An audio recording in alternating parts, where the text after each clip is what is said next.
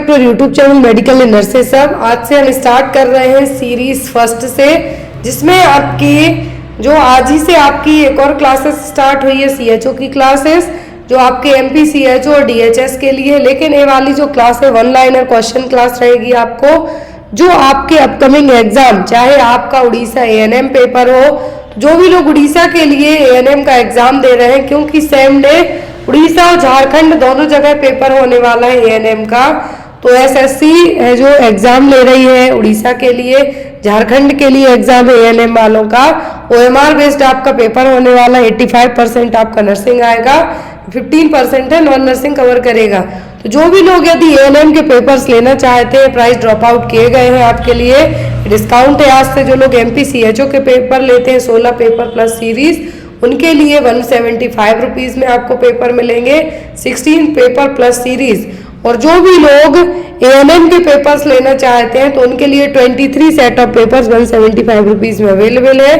आपको डायरेक्ट मेरे WhatsApp number पर कांटेक्ट करके इन पेपर्स को परचेस करना होगा।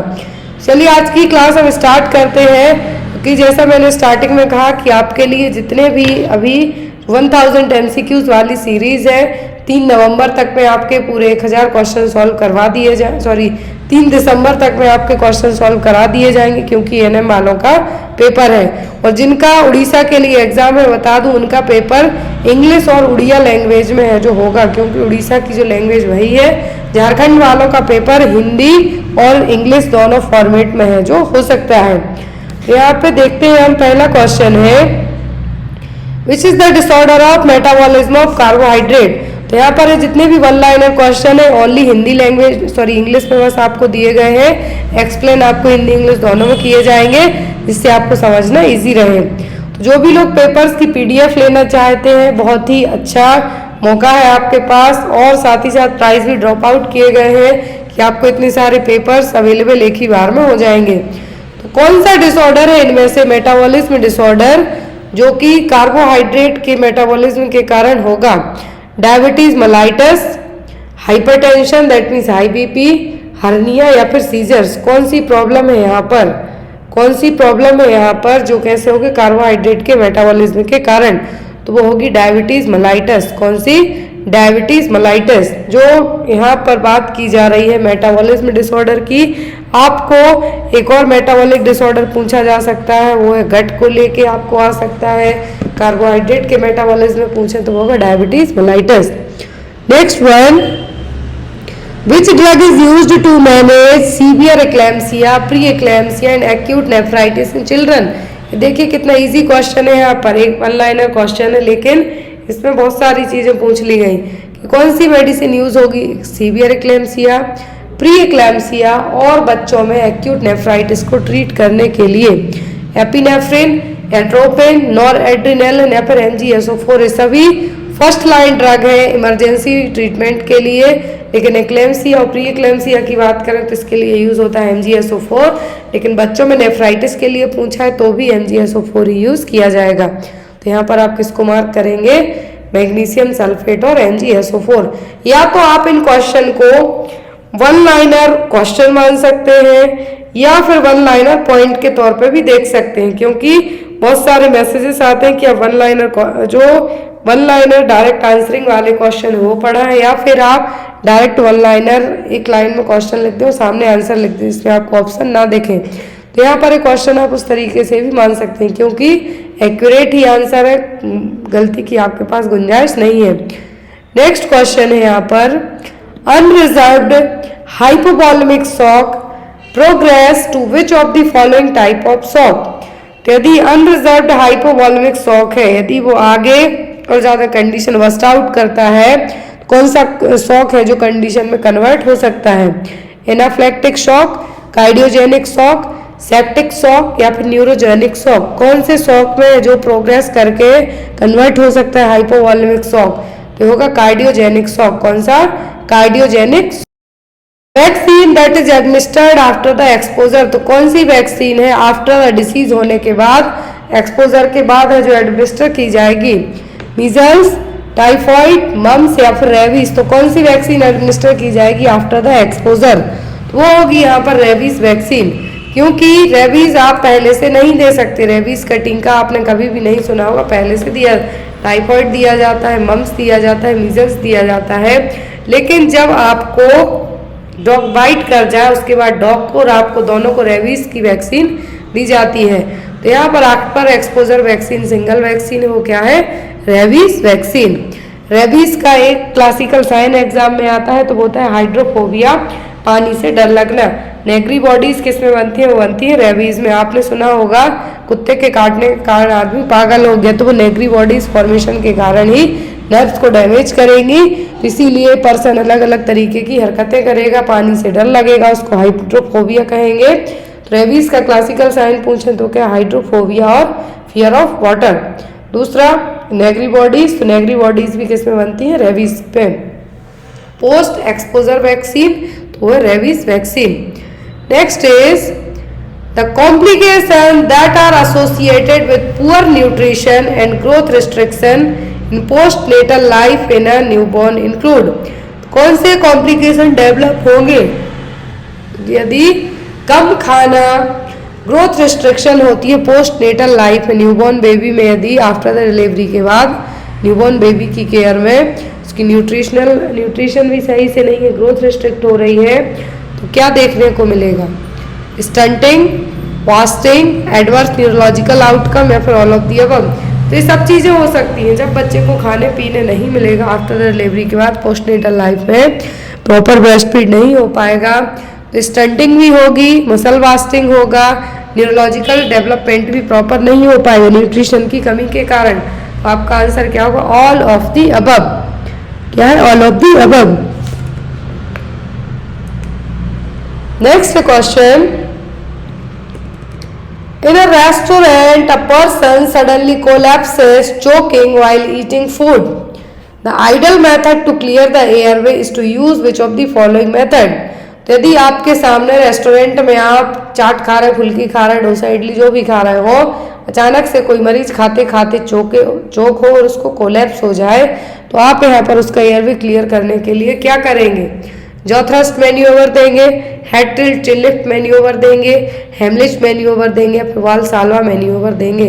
कौन सा मैन्यूवर आप उसके लिए अपनाएंगे। तो यदि मरीज आपके सामने खाते खाते चोक कर जाए या फिर कोलैप्स हो जाए और आपको लगता है कि अपर एयरवे में कुछ फंस गया है, तो उसको क्लियर करने के लिए आप क्या करेंगे, हेमलिच मैन्यूवर अपनाएंगे। कौन सा मैन्यूवर, हेमलिच मैन्यूवर यूज करेंगे। ये हेमलिच मैन्यूवर MPCHO के पेपर में आ चुका है, लेकिन उस टाइम पे एग्जाम में आपको डायरेक्ट इमेज दे के पूछा गया था कौन सा मैन्यूवर परफॉर्म किया जा रहा है। Next one, the formula for calculating mean arterial pressure. Mean arterial pressure calculate करने के लिए कौन सा फॉर्मूला अपनाया जाता है। ऑप्शन में दिया है diastolic BP plus systolic BP divided by 3, diastolic BP plus 2 into systolic BP divided bye 4, systolic BP plus diastolic BP, systolic BP plus 2 into diastolic BP divided by 3। अब आपको आर्टेरियल मीन आर्टेरियल प्रेशर पूछा है, MAP पूछा है, pulse pressure पूछते तो आप कहते systolic blood pressure minus diastolic blood pressure equal to pulse pressure, लेकिन mean arterial pressure equal to systolic BP plus 2 into diastolic BP divided by 3। जो आपका सिस्टोलिक BP है 120 प्लस 2 इंटू 80 डिवाइडेड बाय 3। कीजिए कितना आता है, कमेंट बॉक्स में comment करके जरूर बताना। नेक्स्ट है, in compensatory stage of shock the patient's blood pressure remains within normal limit. The factors that contribute to maintain adequate cardiac output are। compensatory stage of shock में यदि मरीज का BP क्या है, नॉर्मल है, तो यहाँ पर एडिक्वेट कार्डियक आउटपुट के लिए सही फैक्टर क्या है, increase contractility of the heart, vasoconstriction, increased heart rate या फिर इंक्रीज्ड मूवमेंट ऑफ एक्सट्रीमिटी। तो आफ्टर द स्टेज के बाद, शॉक की स्टेज के बाद मरीज का BP नॉर्मल रहता है, तो यहाँ पर जो एडिक्वेट कार्डियक आउटपुट, सही कार्डियक आउटपुट के लिए जो फैक्टर्स हैं वो क्या होंगे, हाथ पैर को चलाते रहना, increased movement of the extremities. Which part of the eye that is affected in cataract. तो कैटरेक्ट में है जो आंखों का कौन सा पार्ट अफेक्ट होता है? ऑप्शन में पीपल या फिर लेंस एंड आइरिस या फिर रेटिना। तो क्या है जो यहाँ पर कौन सा पार्ट है जो क्या होगा अफेक्ट होगा? तो यहाँ पर जो पार्ट अफेक्ट होगा कैटरेक्ट को क्या कहा जाता है? Clouding of opacity on the lens. जो आपकी आंखों के लेंस उन पर क्या छाना? ओपेसिटी, मतलब धुंधलापन है जो देखने को मिल रहा, क्लाउडिंग देखने को मिल रहा, वो कहलाता है कैटरेक्ट। इसको हिंदी में कहें तो क्या कहते हैं? मोतियाबिंद। क्या कहेंगे? मोतियाबिंद। तो आंखों का कौन सा पार्ट अफेक्ट होता है कैटरेक्ट में? तो वो है आपके लेंसेज। क्या है? आंखों की लेंस जो कि अफेक्ट होते हैं। नेक्स्ट क्वेश्चन है, तो यहां पर आपको यदि कैटरेक्ट में पूछे कि अफेक्टेड पार्ट क्या है, तो लेंस और कैटरेक्ट के कारण ही इंडिया में सबसे ज्यादा जो ब्लाइंडनेस का, अंधेपन का रीजन है वो एक ही है, वो क्या है यहाँ पर? कैटरेक्ट। तो यहाँ पर यदि आपको पूछे इंडिया में जो एडल्ट्स, यदि डायरेक्ट क्वेश्चन आता है कि अंधेपन का, ब्लाइंडनेस का मेन रीजन क्या है, तो वो कैटरेक्ट। यदि बच्चों में अंधेपन का जो रीजन पूछे वो होता है विटामिन ए की कमी के कारण होने वाला जेरोप्थेल्मिया, न्यूट्रिशनल डेफिशिएंसी के कारण। नेक्स्ट है यहाँ पर यदि आपको पूछते हैं ग्लूकोमा, तो ग्लूकोमा में क्या होगा? इंट्राऑक्यूलर प्रेशर बढ़ेगा, ऑप्टिक नर्व डैमेज होगी और अंधे होने का रिस्क ज्यादा रहेगा। तो यहाँ पर यदि आपको एक तो दो क्वेश्चन मेनली आपको आइज वाले पार्ट से आते हैं। एक तो यही कि इंडिया में अंधे होने का जो रीजन है वो क्या है? वो मोतियाबिंद, कैटरेक्ट।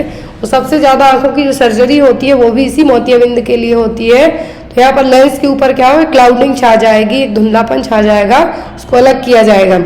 नेक्स्ट है यहाँ पर क्वेश्चन, स्मोकिंग ड्यूरिंग प्रेगनेंसी में कॉज। यदि जो भी लेडी प्रेगनेंसी में क्या करेगी? स्मोकिंग करेगी तो क्या होने की रिस्क रहेगी?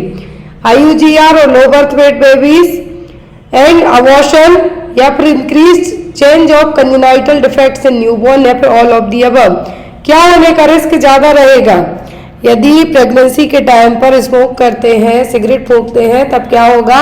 तब होगा सभी intra uterine growth restricted baby भी हो सकता है, लो बर्थ वेट बेबीज भी हो सकते हैं, अबॉर्शन भी हो सकता है, और कंजेनाइटल डिफेक्ट होने के चांसेस भी रह सकते हैं कि जो अपकमिंग होने वाला बेबी है उसमें कुछ ना कुछ कंजेनाइटल डिफेक्ट है जो हो सकता है।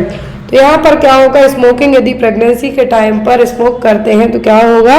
ये सभी कंडीशन है जो हो सकती हैं। नेक्स्ट क्वेश्चन है, weight of the baby is less than 2.5 kg at the birth is called. ये जितने भी क्वेश्चन है उन सभी के लिए रामबाण की तरह रहने वाले हैं, जो ANM, GNM और CHO का पेपर देने वाले हो। इवन UPPSC में भी आप पुराना पेपर उठा के देखिए, उसमें भी इन क्वेश्चंस में से 5 से 6 क्वेश्चंस आए हुए हैं। आप लोग UPPSC का पेपर चैनल पर अपडेट एक बार जरूर देखना। तो यदि बच्चे का वजन 2.5 kg से कम है तब उस बच्चे को क्या कहा जाएगा? Small for gestational as, preterm baby, low birth weight baby, या फिर पोस्ट टर्म बेबी। तो यदि बच्चे का वजन 2.5 kg से भी कम है at the time of birth, तब उस बच्चे को कहा जाएगा प्री टर्म बेबी। क्या कहा जाए? Sorry, low birth weight baby. Pre term baby का मतलब है कि बच्चा 37 वीक्स के पहले ही क्या हो जाए? डिलीवर हो जाए, बिफोर 37 वीक के डिलीवर हो जाए, तो वो क्या कहलाएगा? Pre term baby. Low birth weight baby का मतलब है कि बच्चा बिलो 2.5 kg वजन से कम हो। टर्म पूरा हुआ है, मतलब 37 हफ्ते पूरे हो गए लेकिन तब भी बच्चा पैदा हुआ तो 2.5 kg से कम का हुआ तो वो कहलाएगा low birth weight babies.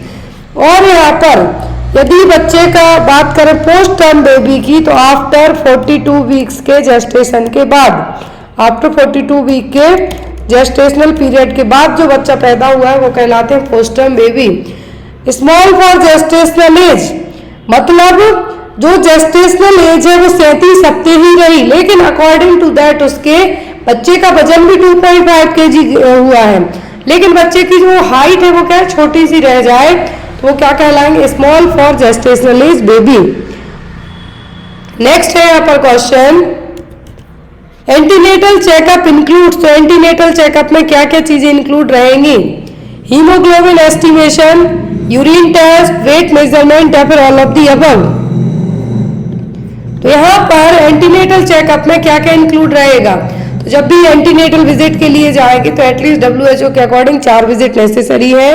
Haemoglobin check किया जाएगा, यूरिन टेस्ट होगा, वेट चेक किया जाएगा। वेट एटलीस्ट जो पूरी टर्म प्रेगनेंसी की हम बात करें तो 11 kg तक वेट गेन होना चाहिए। कितना? 11 किलोग्राम, जो WHO के अकॉर्डिंग है वो क्या है, 11 किलोग्राम तक एटलीस्ट वेट है जो बढ़ना चाहिए। और तो वेट इसलिए चेक किया जाए क्योंकि जब माँ का वेट बढ़ेगा तभी पता चलेगा कि बच्चे का हेल्थ है जो अच्छी हो रही है नहीं। यूरिन टेस्ट किया जाएगा, यूरिन टेस्ट किया जाएगा, ब्लड शुगर लेवल चेक करने, ब्लड शुगर लेवल चेक, आपकी बॉडी में शुगर का लेवल बढ़ तो नहीं रहा है उसके लिए।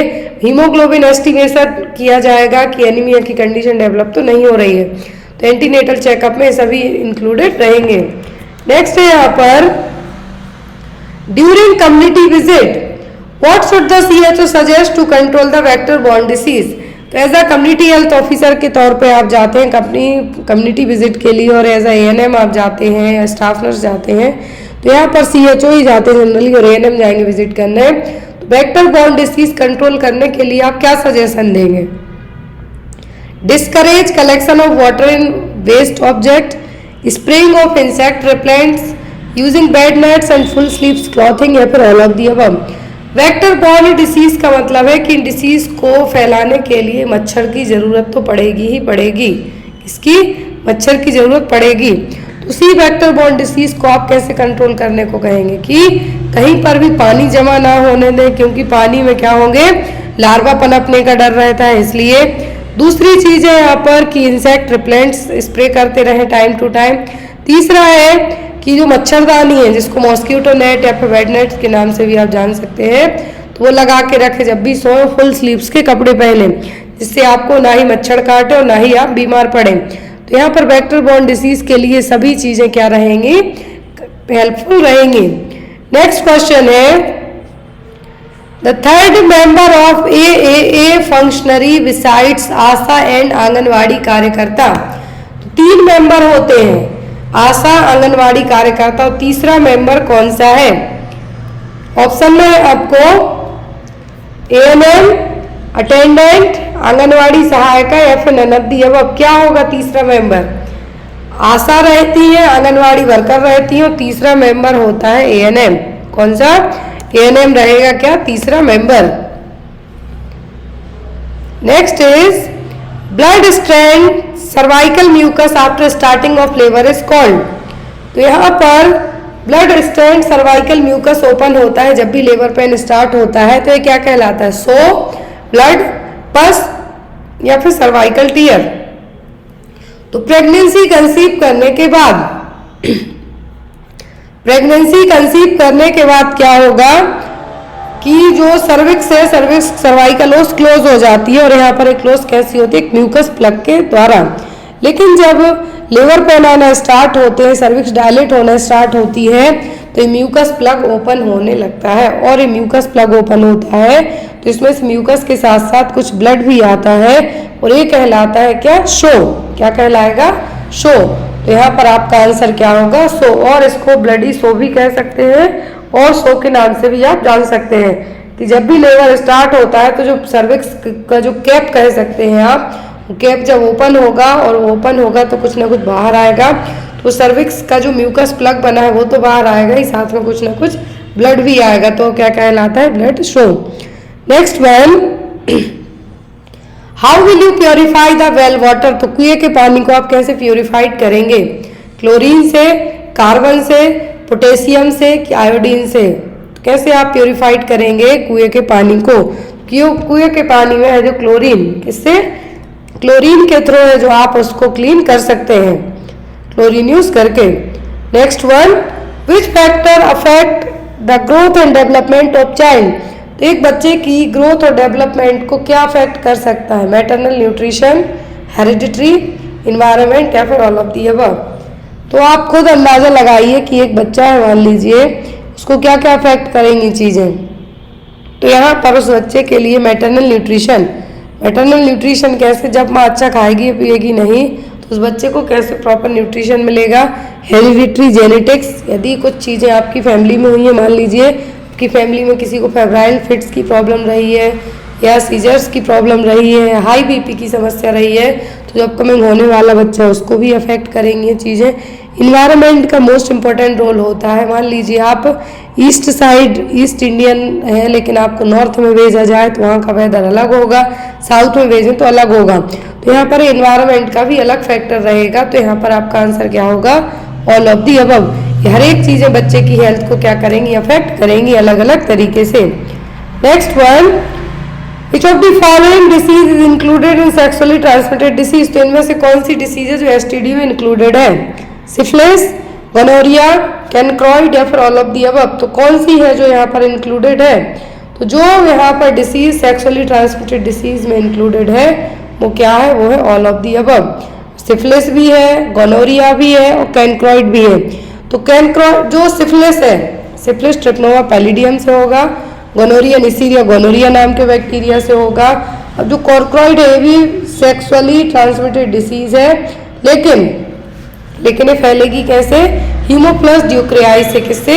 हीमोप्लस ड्यूक्रियाई से। ये जेनाइटल अल्सर्स क्रिएट करेंगे और साथ ही साथ एक कंटेजियस और क्यूरेबल डिसीज भी है। क्यूरेबल का मतलब यदि समय पर ट्रीटमेंट मिला तो इससे बच भी सकते हैं। यहाँ पर क्या है? कंटेजियस मतलब एक से दूसरे को हो सकती है सेक्सुअली। पेनफुल जो अल्सर का फॉर्मेशन होगा जेनाइटल ऑर्गन्स में, और इसका जो बैक्टीरिया है क्या है? हीमोप्लस ड्यूक्रियाई बैक्टीरिया। नेक्स्ट वन, तो यहाँ पर क्वेश्चन था कि कौन सी डिसीज सेक्सुअली ट्रांसमिटेड है? तो ये तीनों हैं। Next one, the graphical representation of progress of labour is called. Graphical representation पूछा है लेबर की प्रोग्रेस का, क्या है? पार्टोग्राफ है, कंगारू मदर केयर है, अपगार स्कोर है कि none of the above? Labour की बात की जा रही है तो अब लेबर में ना कंगारू मदर केयर आएगा ना अपगार स्कोर आएगा। अपगार स्कोर तो बेबी का चेक किया जाएगा after the delivery within 1 minute और after the 5 minute.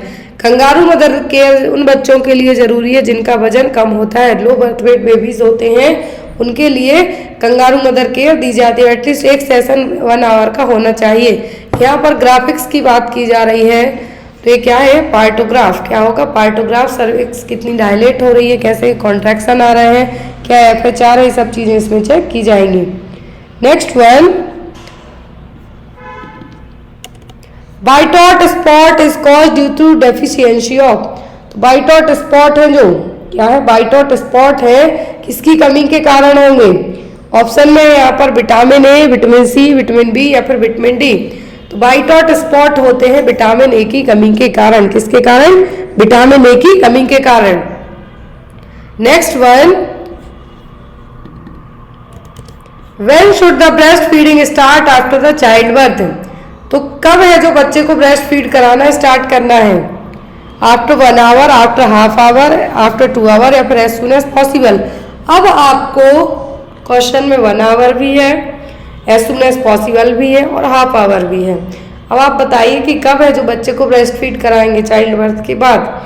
Breast feeding start की जाती है जनरली विद इन 30 मिनट, लेकिन जब आपको ऑप्शन में हाफ आवर और एज सून एज पॉसिबल है तो आप किसको चूज करेंगे?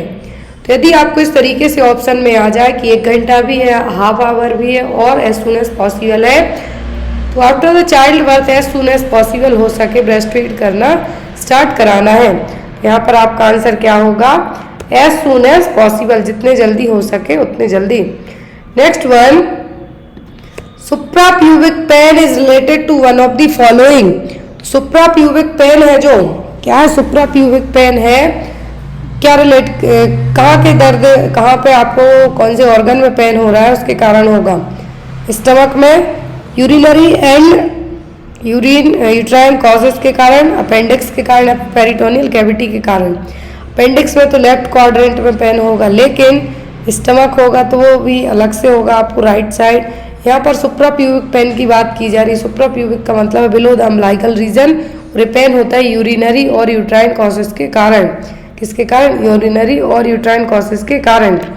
नेक्स्ट है question, cervical cancer is about 80% of cause is due to.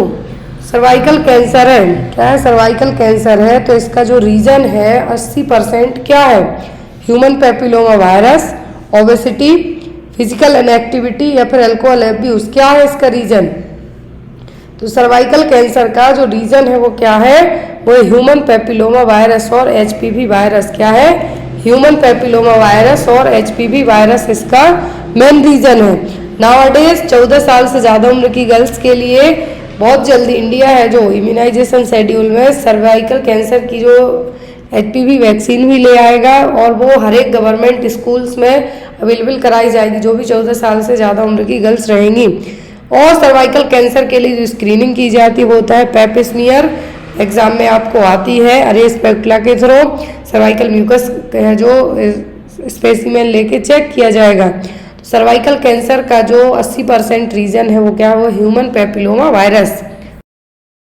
Spina bifida can be caused by deficiency one of the following. तो स्पाइना बाइफिडा किसकी कमी से होगा? Vitamin B, folic acid in the mother, zinc या फिर all of the above. Spina bifida क्या? Spina bifida neural tube defect आपने पढ़ा है होता है फॉलिक एसिड की कमी के कारण।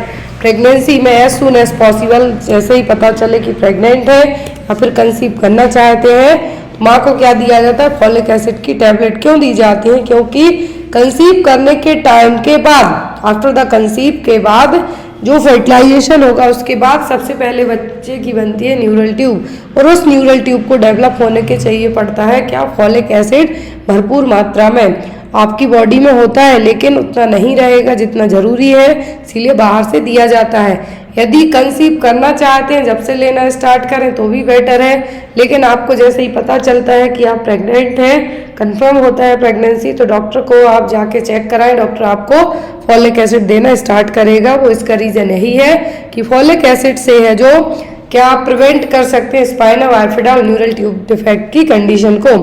अब एक क्वेश्चन और आता है कि कौन सा टेस्ट किया जाता है? तो अल्फा फीटोप्रोटीन AFP का लेवल ज़्यादा होगा यदि बच्चे को न्यूरल ट्यूब डिफेक्ट है जो डेवलप हुआ है तो। Next one, how many dose of vitamin A is given 0 to 5 year age group children.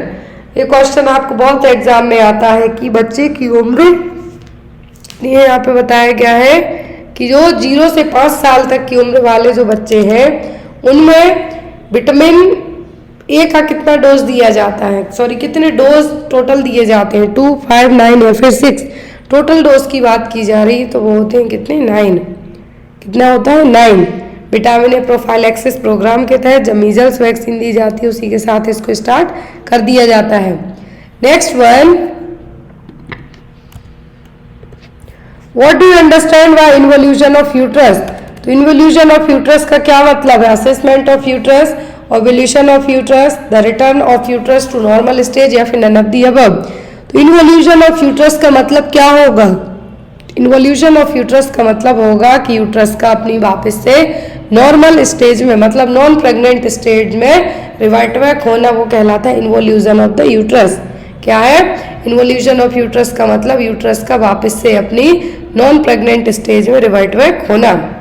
Next है यहाँ पर, और यही जो एक होता है सब इन्वोल्यूशन। सब इन्वोल्यूशन का मतलब क्या है? यूट्रस अपनी दोबारा से नॉन प्रेग्नेंट स्टेज में रिवर्ट बैक नहीं हो पा रही है, वो condition most of the cases में क्या होगा? यदि सब इन्वोल्यूशन की कंडीशन होती है मतलब यूट्रस वापस नॉन प्रेग्नेंट स्टेज में कवर रिवर्ट बैक नहीं हो पा रहे, कुछ केसेस में प्रोलैप्स, यूट्राइन प्रोलैप्स की कंडीशन भी डेवलप हो सकती है। तो इन्वोल्यूशन का मतलब क्या है? वापस से रिवर्ट बैक होना। क्योंकि जो नॉन प्रेग्नेंट स्टेज में यूट्रस होती है वो होती है कितनी? 60 ग्राम की। कितना? 60 ग्राम की। लेकिन प्रेगनेंसी में 1000 ग्राम तक है जो क्या होगी? स्ट्रेच आउट होगी। तो यहाँ पर वजन कितना कंसीडर किया जाएगा? 1 kg। तो इसको नॉन प्रेग्नेंट स्टेज में रिवर्ट बैक होना कहलाएगा involution. Next one, tuberculosis is very often seen among patient with. तो टीबी है जो क्या है? ट्यूबरक्लोसिस है, कॉमन है किस तरीके के मरीज में? HIV वाले में, जिसको रीनल इन्फेक्शन हुआ है उसको, हार्ट डिसीज वाले को, कि ब्लाइंडनेस वाले को। टीबी है जो कॉमन है किसमें? टीबी का कॉमन होता है HIV वाले मरीज में, क्योंकि इस तरीके के मरीज में इम्यूनिटी बिल्कुल वीक होती है और जो अपॉर्चुनिटी पाकर HIV वाले मरीज में माइकोबैक्टीरियम ट्यूबरक्लाई भी अपनी एंट्री करेगा। तो ये क्या जो कॉमन, जिसको कैंसर होता है तो उसको भी टीबी होने का रिस्क रहता है, HIV तो भी। क्यों? क्योंकि इन जो कंडीशन है इनमें आपकी इम्यूनिटी बिल्कुल 0 हो जाती है, जो लड़ने की क्षमता है वो खत्म हो जाती है आपकी इम्यूनिटी की। इसीलिए कोई भी जो इन्फेक्शियस डिसीज है मौका देख के आपकी बॉडी में एंट्री मार देगी। तो यहाँ पर टीबी सबसे कॉमन देखने को मिलेगी, सॉरी टीबी HIV वाले मरीज को टीबी है जो कॉमनली देखने को मिल सकती है। Next one, cigarette smoking can cause which one of the following cancer. तो सिगरेट स्मोकिंग से कौन सा कैंसर हो सकता है? Stomach cancer, lungs cancer, bone cancer या फिर ब्लड कैंसर। तो जो भी लोग सिगरेट पीते हैं उनको कॉमन कैंसर होने का रिस्क है वो है लंग कैंसर। ये खुद को तो कैंसर करेंगे ही करेंगे, साथ में जो पैसिवली मतलब जिनको ये धुआं लग रहा है सिगरेट का उनको भी हानिकारक रहता है। क्या है, सिगरेट स्मोकिंग जितना जो सिगरेट है जो स्मोक कर रहा है उसके लिए तो डेंजरस है ही, लेकिन जो इसके ऊपर भी ये धुआं छोड़ रहा है सुट्टा लगा के उसको भी ये नुकसान करेगा। सिगरेट स्मोकिंग का जो रीजन क्या होगा वो होगा lungs cancer. Next one, Asha was associated with NRHM in which year. तो जो आशा वर्कर है एक्रेडिटेड सोशल हेल्थ एक्टिविस्ट है NRHM के थ्रू कब आई थी? 2007, 2005, 2018 या फिर 2009। तो ये आई थी 2005 में। कब? 2005 में।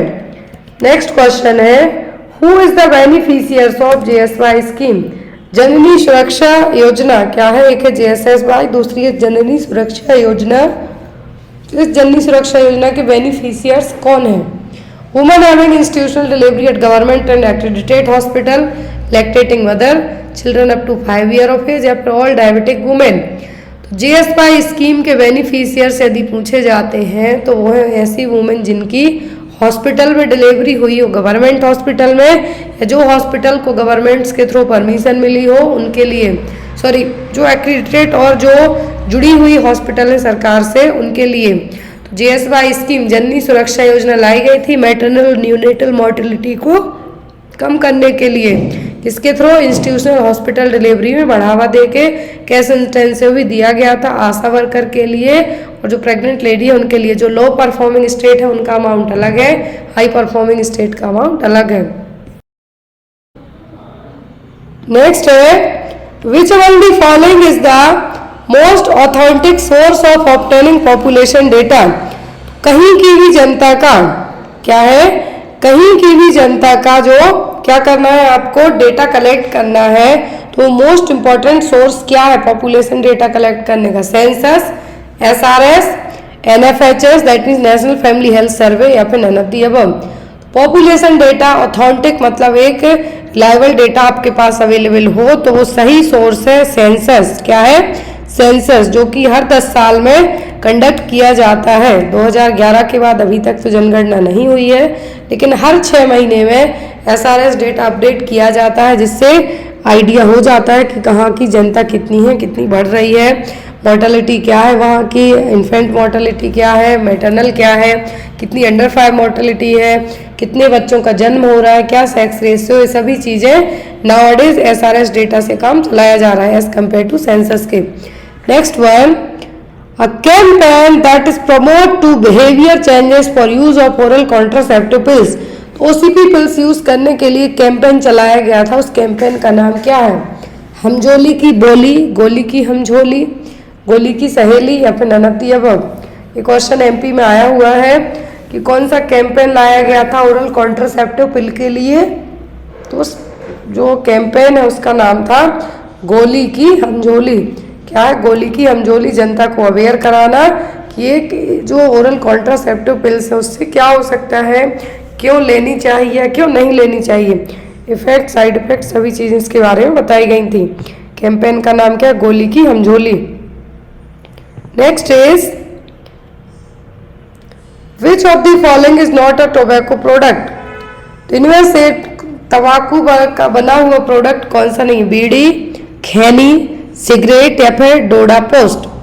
सिगरेट सबने देखी, बीड़ी देखी, खैनी तो मैंने भी नहीं आज तक देखी। तो जो तंबाकू से बना हुआ प्रोडक्ट नहीं है होगा डोडा पोस्ट। क्या है? डोडा पोस्ट। पोस्ट अफीम के लिए बोया जाता है। देखिए यहाँ पर पोस्ट के जो डोडा पोस्ट के जो छिलके हैं, जो अफीम जो पोस्ट से इनके छिलके हैं उनको कहा जाता है डोडा, जिसको पानी में भिगोकर जो भी अफीम बनी हुई है उस अफीम को बाहर निकाला जाता है। तो इसमें से मॉर्फिन और कोडीन निकाले जाते हैं जो कि दवाइयों के काम में आते हैं। तो जो साधारण मॉर्फिन होती है उसमें 8 से 13% ही अफीम रहेगी। और यहाँ पर मैक्सिमम और जो मॉर्फिन है कब दी जाती है, जब कुछ विसरल पेन ऑर्गन में दर्द हो रहा हो तब। तो यहाँ पर डोडा पोस्ट क्या है, अफीम से रिलेट करता है, ना कि सिगरेट प्रोडक्ट से। नेक्स्ट क्वेश्चन है red ribbon is express related to. Red ribbon किसके लिए, cancer awareness, malaria awareness, AIDS awareness या पोलियो अवेयरनेस के लिए। तो रेड रिबन लाल फीता है, यूज किया जाता है एड्स अवेयरनेस के लिए। किसके लिए, एड्स अवेयरनेस के लिए। Next one, who is the chairman of district health society. District health society के चेयरमैन कौन है, कौन होते हैं डिस्ट्रिक्ट हेल्थ सोसाइटी के चेयरमैन।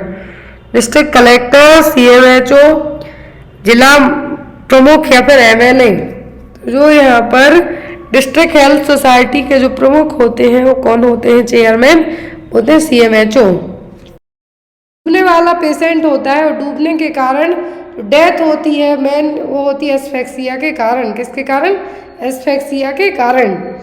नेक्स्ट था आपको question, for the sterilisation to operation theatre what gas और method should be used.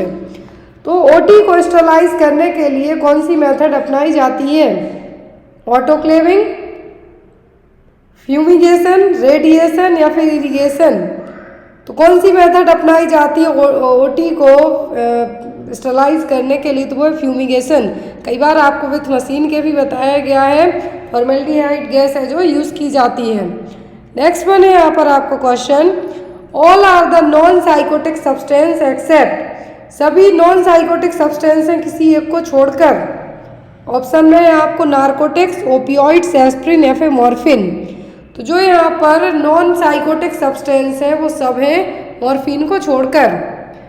Next one था आपको question, which cancer is most common in India. तो भारत में सबसे ज़्यादा कॉमनली होने वाला कैंसर कौन सा है, breast cancer, cervical cancer, ovarian cancer या फिर यूट्रस।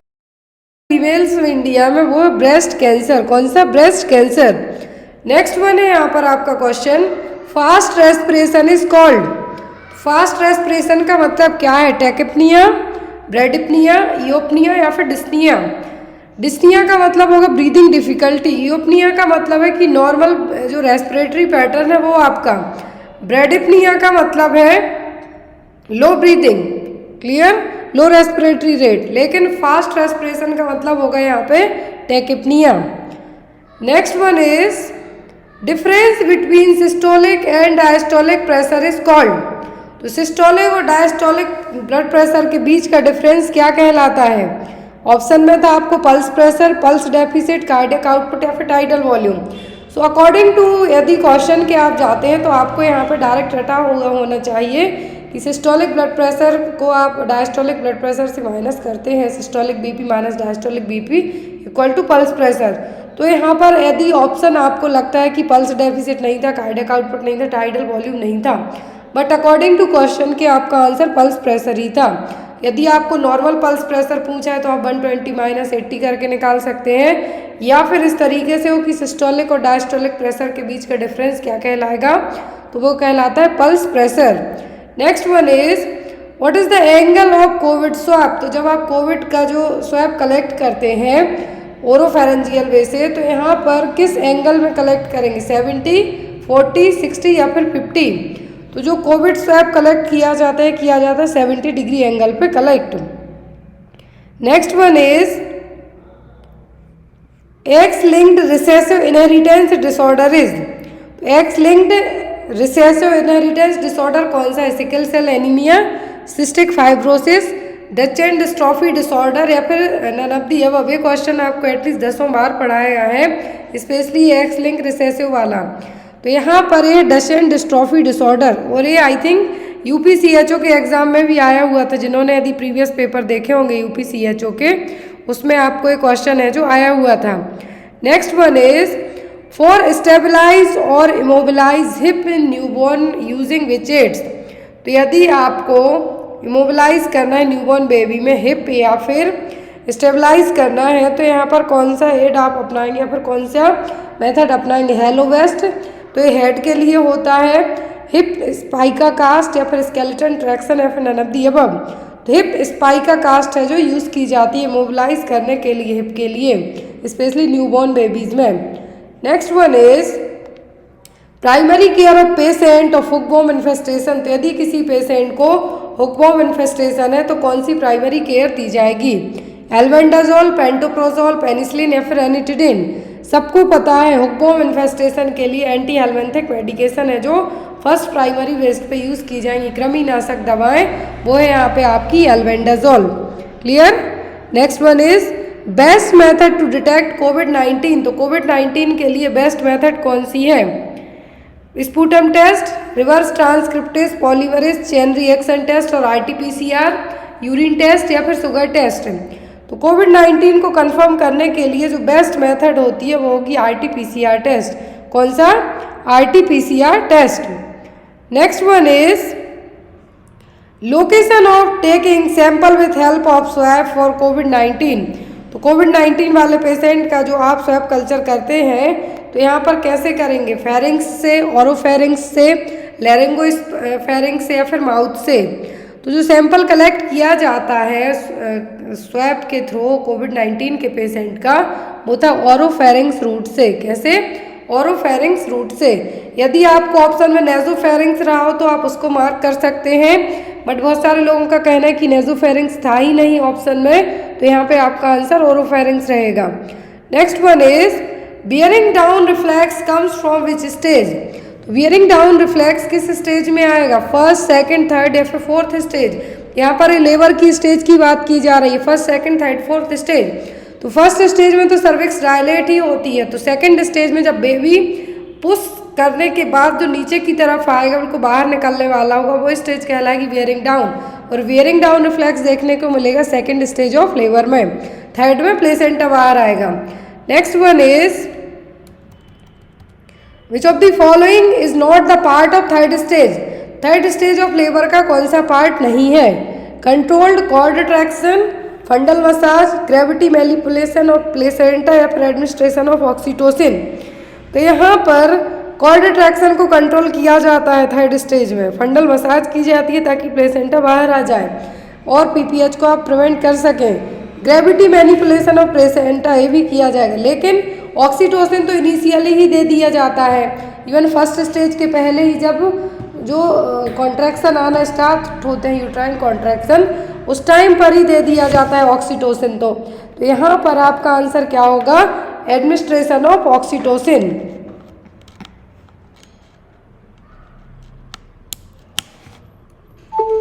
नेक्स्ट वन है यहाँ पर आपका question, A teacher teaching a class and take a sample of lung in formalin with which type of sample it is।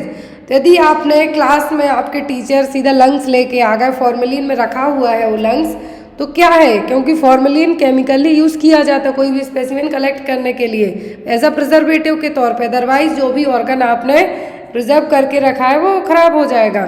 तो यहाँ पर लंग्स लेके आए, फॉर्मेलिन में रखा हुआ है, तो ये क्या है? रिकॉर्ड है, रिपोर्ट है, स्पेसिमेन है कि प्रोजेक्ट है? ये कहलाएगा आपका specimen. Next one is which position is given to an unconscious patient in tracheostomy. देखिए दो क्वेश्चन आए थे, एक कॉन्शियस में एक अनकॉन्शियस में। तो यहाँ पर अनकॉन्शियस पेशेंट में यदि पर्सन की ट्रॉकियोस्टोमी हुई है तो कौन सी पोजीशन देंगे? लेटरल, सुपाइन, सेमी फॉलोअर या फिर प्रॉन। तो अनकॉन्शियस है पेशेंट तो सुपाइन पोजीशन देंगे। फिर नेक्स्ट था कि पेशेंट कॉन्शियस है और ट्रैकियोस्टोमी हुई है, तब कौन सी पोजीशन देंगे? तब हम देंगे semi Fowler position. Which solution है यहाँ पे?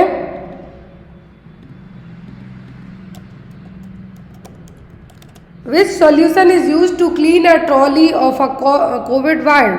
कोविड वार्ड में यदि जो ट्रॉली रखी हुई है आपकी मेडिकेशन की, तो आप किस सॉल्यूशन से क्लीन करेंगे? 5% सोडियम हाइपोक्लोराइड से, डेक्सट्रोज से, लिंगल लैक्टेट से कि डेटॉल से। तो कोविड-19 का कोई भी आइटम होता है वो जनरली सोडियम हाइपोक्लोराइड से ही क्लीन किया जाता है। Next one is what is secreted by intrauterine device. जो इंट्रायूट्राइन डिवाइस होती है क्या सीक्रेट कर दी है? एस्ट्रोजन, प्रोजेस्ट्रॉन, लेवोनोजेस्ट्रोल या फिर टेस्टोस्टेरोन। लेवोनोजेस्ट्रोल तो आइकेन, आईपिल या फिर माला एंड माला डी में रहेगा, लेकिन जो IUCD रिलीज करती है वो होता है प्रोजेस्ट्रॉन। क्या है? प्रोजेस्ट्रॉन, जो कि प्रोजेस्टासाइट हो गया, LNG मेरेना हो गया, सब क्या रिलीज करती हैं? Progesterone hormone. Next one is barrier method used in male patient. Male patient में कौन सी बैरियर मेथड यूज की जाती है? डायफ्राम, जेली, IUCD या फिर कॉन्डोम। तो मेल पेशेंट में बैरियर मेथड पूछी है तो वो होगी कॉन्डोम। फीमेल में पूछते तो diaphragm. Next one is HIV patient is to advised all except. तो HIV पेशेंट के लिए सभी चीज़ें एडवाइस की जाएंगी किसी एक को छोड़कर। डोंट डोनेट योर ब्लड, ये बिल्कुल एडवाइस किया जाएगा कि यदि आप अपना ब्लड किसी डोनेट ना करें, अदरवाइज आपको जो HIV यदि आपने किसी दूसरे पर्सन को आपका ब्लड ट्रांसफ्यूज हो गया तो उसको भी हो जाएगा। मेंटेन पर्सनल हाइजीन, इसको के लिए भी आप बोलेंगे। सेल्फ एनस इंटरकोर्स कोर्स या फिर all of the above.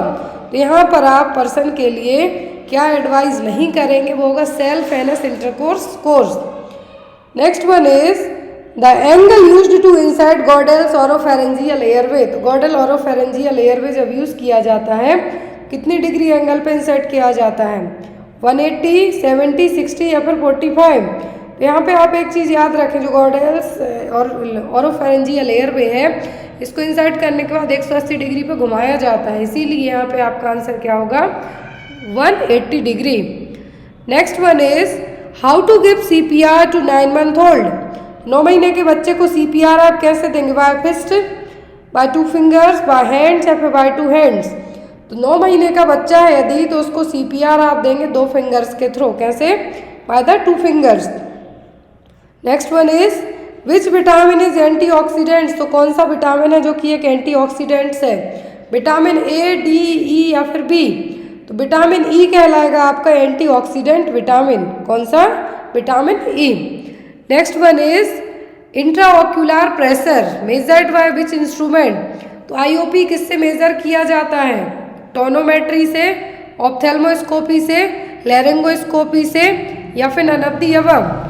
Otoscope भी यहाँ पे हो सकता है जो आपके कान को चेक करने के लिए यूज किया जाता है, लेकिन इंट्राओक्यूलर प्रेशर पूछा है, आंखों का प्रेशर, तो टोनोमेट्री से चेक किया जाएगा।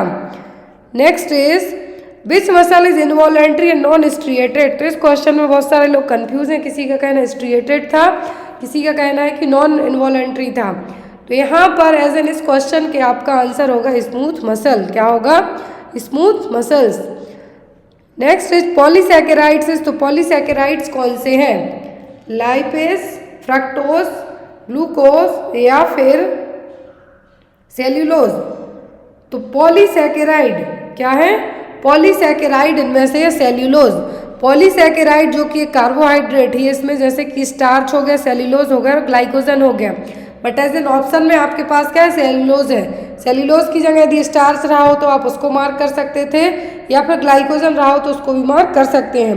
बट एज एन आप सभी के कमेंट्स के अकॉर्डिंग जो क्या था कि ऑप्शन में सेल्यूलोज था, तो आपका सेल्यूलोज भी सही है। Next one is a mother felt in second trimester of pregnancy. तो प्रेगनेंसी के सेकेंड ट्राइमेस्टर में माँ क्या फील करेगी? क्विकनिंग, लाइटनिंग, गॉडल साइन या फिर नन ऑफ द अबव। तो सेकेंड ट्राइमेस्टर में 18 से 20 वीक की प्रेगनेंसी में, जनरली ये ड्यूरेशन अलग अलग होता है, यदि एज एन एग्जाम में आता है तो ओनली 20 वीक में, 20 वीक में क्विकनिंग फील होगी। तो यहाँ पर सेकेंड ट्राइमेस्टर में पूछा है तो ये क्या है? क्विकनिंग। जो माँ को अपने बेबी के फर्स्ट फीटल मूवमेंट फील होते हैं वो कहलाएगा quickening. Next one is which is a tocolytic agent. तो जो टोकोलाइटिक एजेंट का क्वेश्चन है, यहाँ पर जो ऑप्शन है उतना कंफर्म नहीं है। क्या है? ऑप्शन उतने कंफर्म नहीं है, लेकिन जो टोकोलाइटिक एजेंट होते हैं ऐसी मेडिकेशन होती हैं कि यदि प्रीटर्म लेबर आ रहा है तो उसको थोड़ा सा डिले किया जा सके, वो कहलाते हैं टोकोलाइटिक एजेंट्स। अब यहाँ पर यदि ऑप्शन में आपको फेनिटॉइन, लेविट्रिनॉल, PCM था, तो यहाँ पर जो आंसर होगा आपका वो क्या होगा? लेविट्रिनॉल। और टोकोलाइटिक्स ऐसे ड्रग्स हैं जो कि क्या करेंगे, थोड़ा आपके यदि प्रीटर्म लेबर्स आ रहे हैं तो उसको पोस्टपोन करने का काम करेंगे।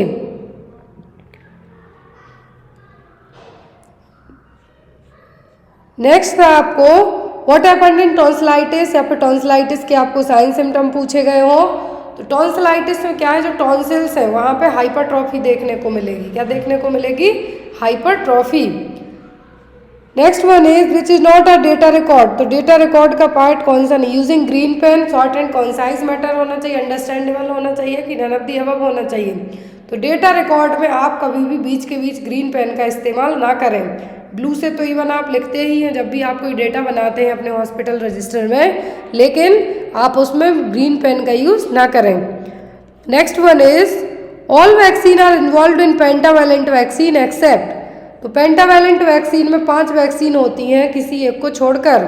डिप्थीरिया, पर्टिसिस, टिटनस जो कि डीपीटी वैक्सीन है, hepatitis B and HIV, haemophilus influenzae type B vaccine. तो यहाँ पर एज एन ऑप्शन के आप जाते हैं तो ऑप्शन में था डिप्थीरिया, इन्फ्लुएंजा, हेपेटाइटिस बी और पोलियो। तो यहाँ पर आपका आंसर होगा पोलियो। नेक्स्ट आपको what is the clinical manifestation of tonsillitis. Tonsillitis का यदि यहाँ पे ऑप्शन पता नहीं थे, बट यहाँ पर टॉन्सिलाइटिस में आपको फीवर होगा, गले में दर्द होगा, सर्दी होगी, हेडेक होगा, बॉडी एक होगा, जो कि बेसिक इन्फेक्शन में आपको देखने को मिलेगा। Next one is which condition cover cervical ओस कम्प्लीटली। तो कौन से केस में सर्वाइकल ओस पूरे तरीके से कंप्लीट रहेगा?